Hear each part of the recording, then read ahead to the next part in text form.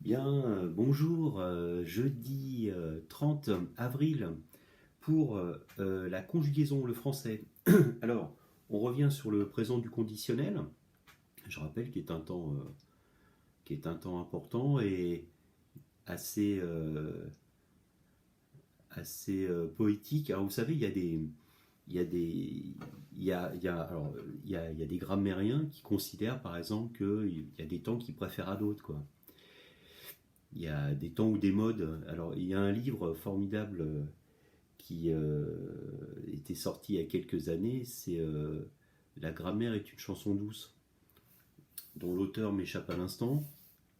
Mais c'est formidable parce qu'à un moment donné, il y a. Ça va me revenir, il a écrit aussi plein de choses, c'est un académicien. Oh, j'avais préparé, son nom m'échappe à l'instant. Bon, écoutez, je vous le redirai, ça va me revenir certainement pendant la chose.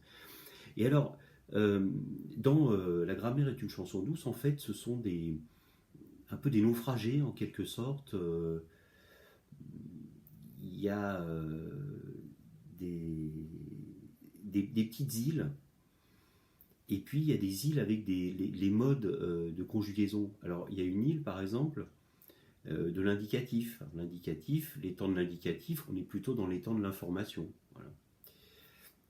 Il y a l'île de l'impératif.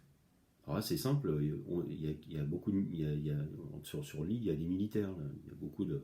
Parce on parle par ordre. L'impératif, c'est lève-toi, mange, cours, dors, nage, écris, travaille, euh, bon, ainsi de suite. Donc voilà, c'est aussi le temps un peu des professeurs, hein. Ça, vous avez remarqué.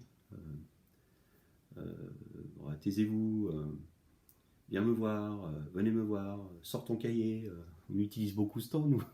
On appelle ça l'impératif, c'est un mode impératif.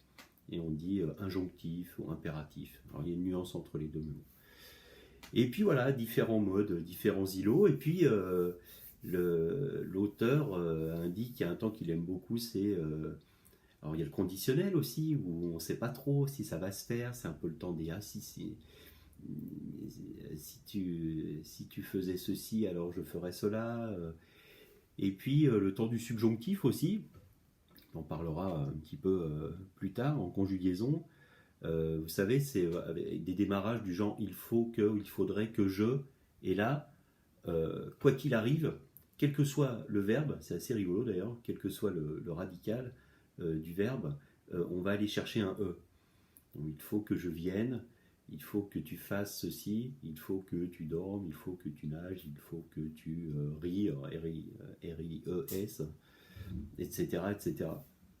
Le subjonctif qui est un temps aussi très sympa. Donc vous avez un peu des îles où on ne s'exprime qu'à un seul temps, quoi. Voilà. Et c'est une façon très poétique de voir un petit peu de la grammaire. Donc la grammaire est une chanson douce. Je retrouverai, je vous donnerai l'auteur. Bon, alors pour le moment, on revient au présent du conditionnel. Alors, on a fait la leçon la semaine dernière que vous avez copiée. Donc quelques exercices d'application, hein, tout simplement, tout simple. Avec démarrage en si, hein, je rappelle, les si n'aiment pas les ré, comme on dit, n'aiment pas les ré à l'oreille, c'est-à-dire qu'on ne peut pas mettre le si et directement le subjonctif. Subjonctif, le conditionnel. On va avoir si plus de l'imparfait. Vous vous souvenez, hein, si, la poésie si, voilà, si les Normands parlaient zoulou, si la mer Rouge était la Manche, etc., etc. Imparfait, imparfait. Et après arrive le conditionnel avec une formation un petit peu, un mélange qui est assez particulier entre une formation un peu radicale de l'idée du futur. Donc les verbes en ER, on garde l'intégralité du verbe, hein, vous vous souvenez, pour ajouter les terminaisons. Alors attention au verbe enyer, le Y disparaît au profit du I. Puis un verbe comme envoyer qui lui devient j'enverrai. Si j'avais des timbres, j'enverrais mon courrier, quelque chose comme ça. D'accord, attention. Les verbes en re, on coupe le E la plupart du temps et on passe à la terminaison. Et c'est un mix puisqu'après on a les terminaisons de l'imparfait. On retrouve tout à fait cette espèce de mélange. Mais attention, on est quand même dans une idée hypothétique, donc une idée plutôt de futur. D'accord. Voilà, le conditionnel, c'est à condition que, et bien dans ce cas, je ferai ceci. D'accord. On est plutôt dans une idée de projection. D'accord? Voilà. Et techniquement, au moins, il y a un avantage, puisque les terminaisons, quel que soit le verbe, sont toujours les mêmes. Voilà. Alors, il faut isoler correctement le radical, mais comme je l'ai dit, c'est vraiment sur la formation du futur, et sauf qu'on met les terminaisons de l'imparfait. Voilà, une espèce de mélange. Voilà, curieux mélange qui donne un temps très intéressant. Voilà, mode conditionnel. Bien, alors, qu'est-ce que je vais vous dire? Oui, alors je vous demande de me faire sur le cahier du jour. Vous mettez la date, d'accord? Je rappelle les cahiers du jour, hein, je passerai les prendre entre 18h et 20h si le temps le permet cet après-midi. Donc regardez bien à 16h, je vous donnerai l'heure à laquelle je passe environ la fourchette et si je viens ou pas, quoi. Si vraiment il fait un temps épouvantable à ce moment-là, voilà quoi. Mais ici, il paraît que ça va se dégager en fin d'après-midi. Donc je comptais passer entre 18h et 20h et je vous donnerai l'horaire à ce moment-là. Je vais attendre un petit peu d'être sûr avant de partir. Voilà. Alors, parce que je suis à vélo, hein, donc j'ai pas envie que les cahiers soient tout mouillés. Hein. Enfin, j'ai déjà expliqué ça dans l'autre vidéo. Bon, je continue. Donc simplement, exercice 8, 10 et 11, page 81. Alors exercice 8, écris les phrases en conjuguant les verbes entre parenthèses au présent du conditionnel. Donc là, c'est très très guidé. Première phrase, par exemple, si tu m'invitais, virgule, je, et vous avez le verbe venir. Bon, ben, on peut la faire directement, celle-là. Si tu m'invitais, je viendrais. D'accord? AIS. Conditionnel. Pas confondre avec le futur. Demain, je viendrai à coup sûr. AI. Voilà. D'accord?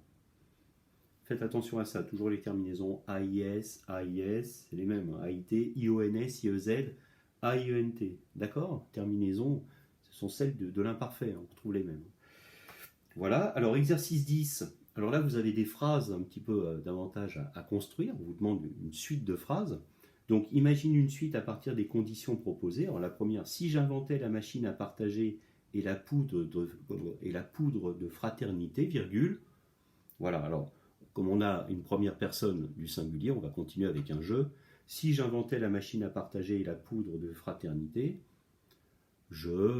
voilà, et conditionnel, bien sûr, d'accord, voilà. Et ensuite, si je découvrais aujourd'hui pour demain comment se donner la main, virgule, voilà, etc. D'accord? Voilà, alors là, il n'y aura pas une correction type, hein, puisque vous allez mettre des choses différentes, mais attention, le verbe conjugué au conditionnel. Et pour finir, vous avez le 11, toujours pareil, écris les phrases en conjuguant les verbes entre parenthèses au futur simple ou au présent du conditionnel. Ah, intéressant. C'est-à-dire, on vous demande de réfléchir, est-ce qu'on est dans une certitude ou est-ce qu'on est dans une condition? D'accord? Si on est dans une condition si conditionnelle, si on est dans une certitude, demain il fera jour, ça alors là il n'y a pas de problème, hein, on est quasiment sûr de ça, et bien là on met du futur. Vous comprenez un petit peu la petite différence? Voilà. Et cet exercice, vous y avez un petit œillet à côté, hein, vous voyez ce petit œillet là? Où est-ce qu'il est? Hop. Un petit œillet, ça signifie qu'il est corrigé à la fin. Donc je relis bien la consigne du 11. Écris les phrases en conjuguant les verbes entre parenthèses au futur simple ou au présent du conditionnel. Voilà.